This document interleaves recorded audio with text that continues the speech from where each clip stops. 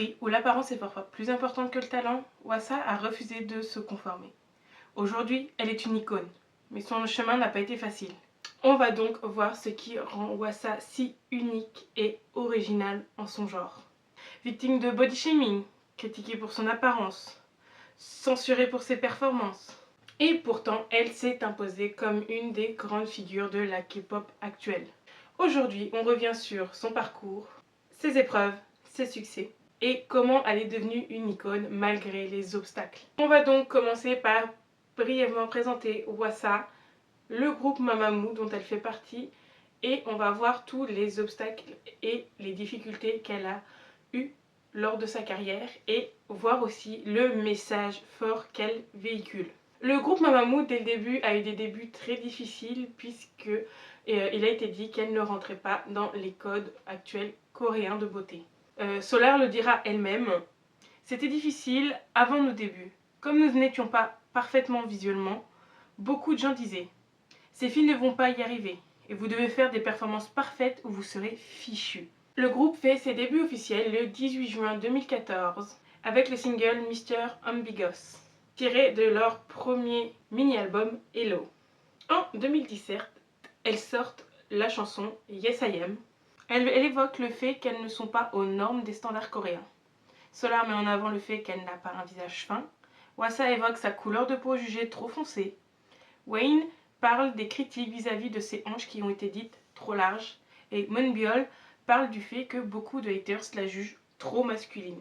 Les filles ont eu affaire à beaucoup de remarques. Et ça a entraîné beaucoup d'incidents par rapport au fait qu'elles ne rentraient pas dans les normes coréennes. Malgré ça, toutes ces critiques, elles en ont fait une force et sont devenues aujourd'hui le groupe qu'on connaît aujourd'hui, qui sont des déesses vocalement parlant et qui ont réussi à se faire leur place malgré les non-normes coréennes que les haters leur donnaient. Plus particulièrement pour Wassa, elle le savait et les gens lui ont très vite fait comprendre qu'elle ne rentrait pas dans les normes coréennes et que donc du coup, elle allait en baver.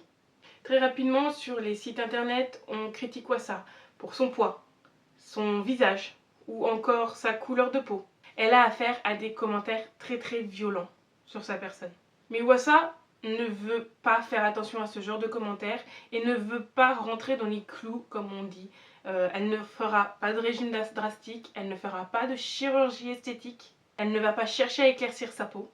Elle veut rester telle qu'elle est, au naturel. Dès le début, Wassa se fait quand même remarquer pour sa voix assez grave qui n'est pas si courante à l'époque pour des idoles féminines. Mais outre ça, Wassa a aussi un charisme scénique très présent.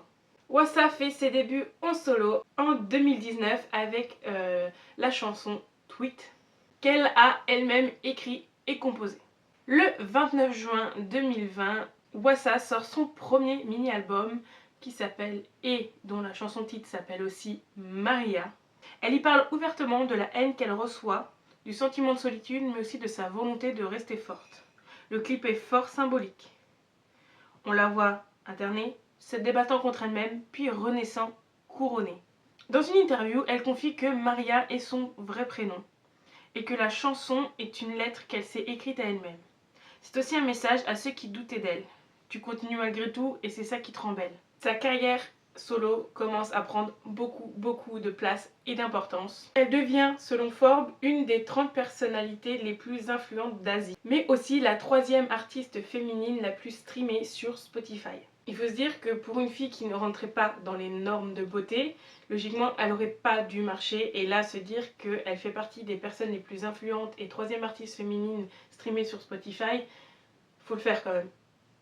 On voit que des fois le physique ça fait pas tout et que le talent ça reste quand même au centre des discussions, puisque faut pas se mentir, que ce soit Wassa ou alors toutes les filles du groupe Mamamoo, elles ont un talent exceptionnel. Si je devais vous donner une chanson pour vous montrer juste le talent de Mamamoo, si je peux, je vous mets un extrait, mais c'est Dahlia qu'elles ont fait lors d'une émission qui est... mais j'ai eu des frissons.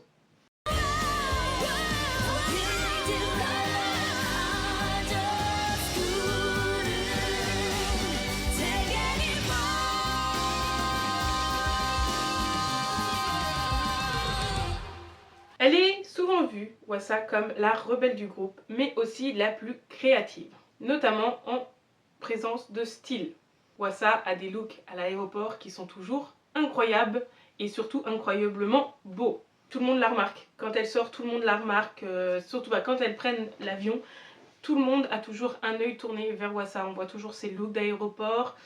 Elle sait se servir de son physique pour attirer l'attention. Elle sait ce qu'elle fait. Elle est sûre d'elle. Mais malgré tout ça, malgré sa popularité et tout ça, elle continue à recevoir des critiques. Pourquoi? Parce que malgré tout ce qu'elle fait, malgré son talent, elle ne rentre toujours pas dans le moule.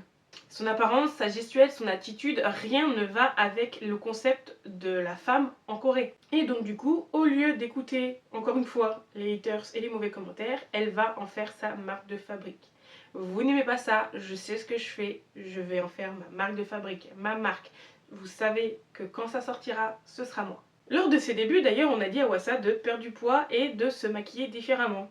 Elle n'en a eu rien à faire, elle a gardé son style naturel.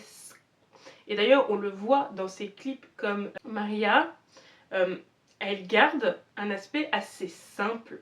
Par exemple, un des styles préférés de Wassa, c'est dans un de ses clips où elle a son jogging, son petit débardeur, elle a les cheveux un peu mouillés, mais elle est magnifique.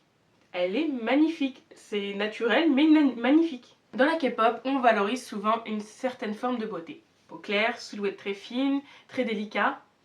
Wassa, elle casse tout ça. Elle est tout l'inverse de tout ça. Silhouette très fine, Wassa est quand même assez maigre. Hein. Contrairement à d'autres idoles, comme je vous l'ai dit, Wassa, elle avait des traits beaucoup plus affirmés, des formes beaucoup plus visibles, une peau plus foncée. Certains vont jusqu'à dire qu'elle n'est pas assez belle pour être idole. Je veux bien qu'être idole sur le fond, c'est être beau. Enfin, sur le fond, non. Sur le fond, c'est avoir du talent. Il faut quand même une certaine beauté. Mais tu écoutes une personne pour sa musique, pas pour son physique. Et tous ces commentaires-là, elle se laisse pas faire et elle le dit dans ses chansons, ça. Puisque dans Maria, elle dit « Pourquoi me hais-tu autant ?» Et ça, elle adresse cette question directement à ses haters, mais aussi à elle-même. Donc il faut, je pense, analyser ça sur le fait que pourquoi me hais-tu autant? Je pense que aujourd'hui elle s'affirme comme elle est, mais il y a peut-être eu une période où, face à ces commentaires et à cette haine, Wassa a dû douter d'elle, de sa beauté physique. Et c'est peut-être, comme elle l'a dit, c'est une lettre, une rétrospection sur toutes les difficultés qu'elle a eues depuis ses débuts. Mais outre les haters, il y a aussi une partie des fans de Wassa qui la voient comme un exemple. Puisque Wassa, malgré ses différences, elle s'accepte telle qu'elle est. Elle ne veut pas changer pour correspondre aux attentes des autres. Elle l'a elle-même dit dans une interview qu'elle refusait de changer pour plaire. Et ça, beaucoup de personnes vont le prendre comme exemple et essayer de faire de même. Malgré le fait qu'elle ait choisi de faire de sa différence une force, il y a quand même pas mal de controverses qui vont avec la façon d'être de Wassa. Wassa a toujours assumé avoir une face assez sensuelle, sexy de la femme, jugée trop pour les mœurs coréennes et certains, puisqu'il y a deux performances surtout qui ont fait beaucoup parler. Des Mama 2018, sa performance de Don't Give It To Me a fait polémique, pas du tout pour les gestes mais plutôt pour la tenue qu'elle portait, puisque Wassa portait une sorte de body, alors en latex ou en cuir, je ne saurais pas trop dire, mais attention, on voyait ses fesses. Enfin, ses fesses. Le bas du body était en forme de culotte, et donc du coup, genre on voyait ses jambes. C'est pour vous dire que le reste de la tenue, vous voyez la photo que je vous mets, mais tout était couvert. On voyait pas sa poitrine, on voyait pas ses bras, on voyait juste ses jambes et un tout petit peu de ses fesses. Ça a fait scandale parce que la tenue a été jugée trop provocante. En 2023, il y a aussi eu une représentation universitaire qui a beaucoup été critiquée face aux gestes que Wassa a eu, qui était jugée trop sexualisée. Et c'est d'ailleurs cette performance-là, donc il y a eu beaucoup de mauvais commentaires, mais ça a relancé le débat de la sexualisation et de la liberté sexuelle par rapport aux mœurs coréennes, puisque en Corée, tout ça, c'est mieux quand ça reste caché. Et là, pour certains, Wassa n'avait pas à faire ça, surtout à une représentation universitaire, et elle a été jugée pour des gestes trop explicites, sexuellement parlant.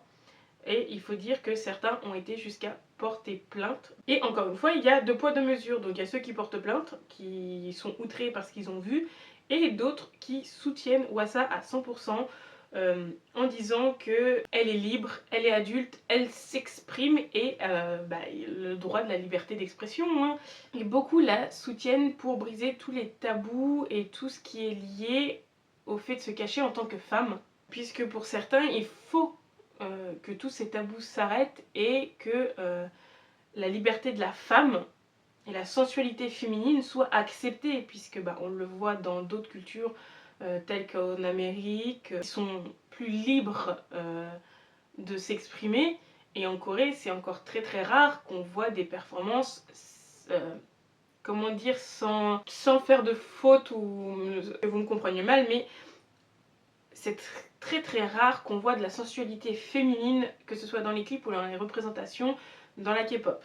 Encore une fois, Wassa, elle assume totalement en disant que c'est sa liberté artistique et qu'elle a le droit d'exprimer son art à travers son corps. Elle utilise son corps en tant qu'outil artistique et non pas comme un objet.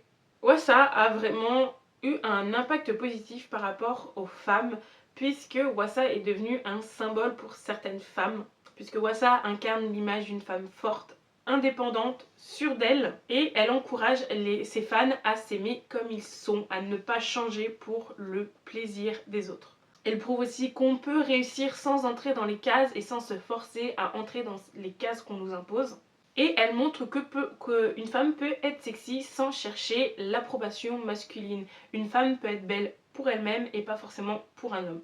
Et puis Wassa, elle ne cache rien, elle ne cache pas le fait qu'elle adore manger, ni son apparence naturelle, on l'a vu plusieurs fois apparaître sans maquillage, les cheveux en pétard.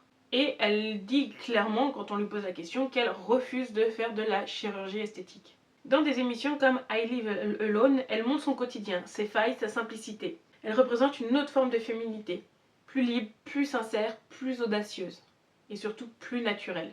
En conclusion, l'histoire de Wassa, c'est l'histoire d'une femme qui en a bavé, qui a été critiquée, jugée, mais qui s'est battue pour imposer sa vision, sa voix et son style.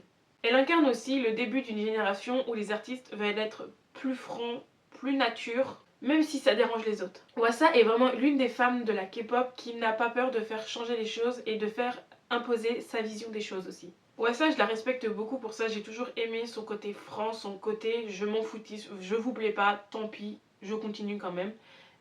J'ai toujours admiré ce côté-là d'elle. Donc dites-moi ce que vous pensez des controverses qu'a eu Wassa et ce que vous pensez aussi de sa carrière, la vision qu'elle donne en commentaire. D'ailleurs, n'hésitez pas aussi à vous abonner parce qu'on arrive bientôt aux 1000 abonnés. On en est encore un peu loin, mais on est bientôt aux 1000 abonnés, il en manque 250 je crois. Et déjà, je pensais pas en arriver là. C'est incroyable, je vous remercie. Donc n'hésitez pas à vous abonner. Et puis moi je vous souhaite une bonne journée, une bonne soirée en fonction de l'heure à laquelle vous regardez ces vidéos.